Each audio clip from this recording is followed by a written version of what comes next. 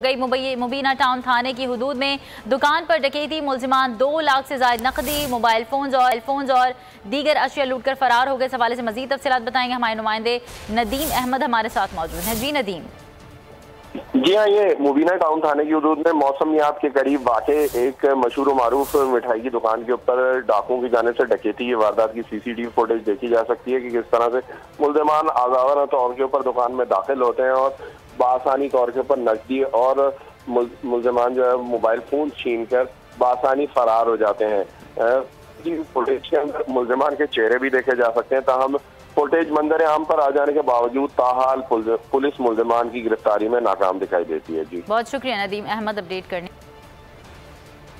आपको आगाह कर रहे हैं, कराची का ये वाक़या है। वारदात की सीसीटीवी फुटेज आप इस वक्त स्क्रीन पर देख सकते हैं।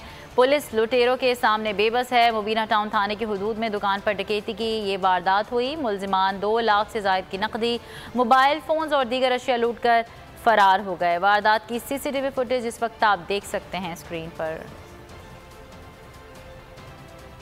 कराची से ही खबर देंगे, पुलिस इन एक्शन, डकैती मज़ाहमत पर शहरी को कत्ल करने वाला मरकजी मुल्जिम गिरफ्तार कर लिया गया। मुल्जिम